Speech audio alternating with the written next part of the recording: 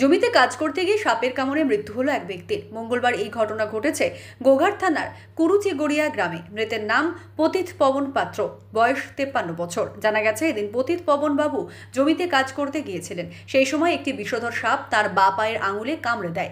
এরপরই তিনি জমিতে অচৈতন্য অবস্থায় পড়ে থাকেন। ওই সময় জমির পাশ দিয়ে এক ব্যক্তি যাচ্ছিলেন, তিনি বিষয়টি লক্ষ্য করেন।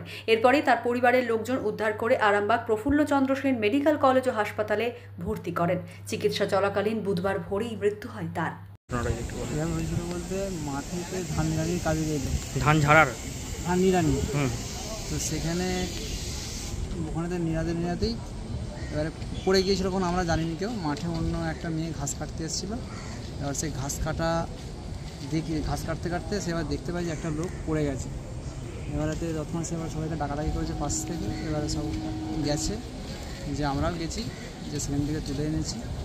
আমরা জানি যে স্ট্রোক হয়েছে, সেরকম সিস্টেম ইয়ে করে ভর্তি করেছি এই এখানেতে হসপিটালে, আরামবাগ হসপিটালে। এবারে হসপিটালে বলছে এটা স্ট্রোকের চিকিৎসা হয়েছে। তারপরেতে আবার ডাক্তারবাবুরা নার্সরা মিলে বললো দেখিয়ে যাক এটা স্নেক বাইট হয়েছে কি না। তারপরে দেখা যাচ্ছে যে এটা স্নেক বাইটই হয়েছে। তারপরে সন্ধ্যাবেলা 6টার সময় মারা গেছে। কবে হয়েছিল ঘটনাটা? কালকে, মানে 12 তারিখ সকাল 9টার দিকে। বাড়ি থেকে কত দূরে গিয়েছিল? বাড়ি থেকে হয়তো 300-400 মিটার দূরে, 300-400 মিটার বাড়ির কাছাকাছি। কোথায় কামড়েছিল? পায়ে না হাতে? বাম পায়ে মাঝের আঙুলে। মাঝের আঙুলে আপনারা দেখেছেন? আমরা তো প্রথমে তো কিছু বুঝতে পারি না, আমরাও জানি স্ট্রোক হয়েছে, কিন্তু দেখা যাচ্ছে যে শেষে পায়ে যখন ডাক্তারবাবুরা বললেন যে পায়েতে এক জায়গায় শুধু একটু কামড়ানোর দাগ ছিল।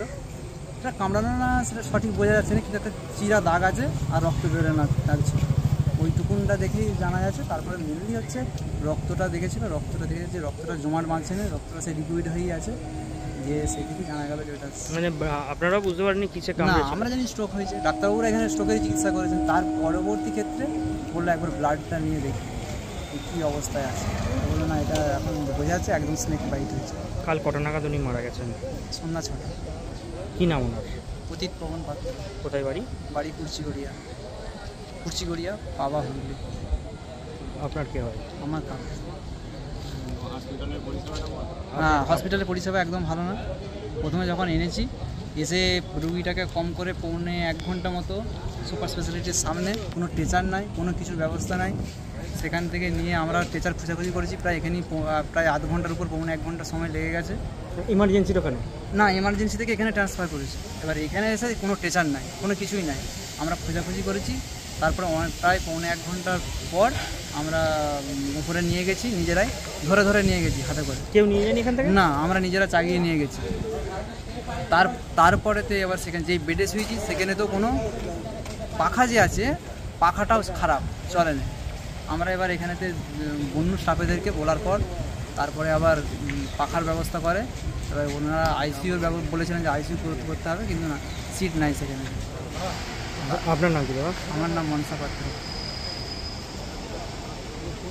ভাইপো হন? হ্যাঁ, ভাইপো। মাঠে লোকের বাড়িতে কাজ করতে। এমনি বাড়িতে কে কে আছেন ওনার? বাড়িতে ছেলে আছে, মেয়ে আছে। কটা ছেলে? একটা ছেলে, একটা মেয়ে, বৌমা আছে, স্ত্রী আছে। ওই যে মাঠে গিয়েছিলেন, ওই মাঠটা কি প্রতিদিনই যায় ওই মাঠেতে?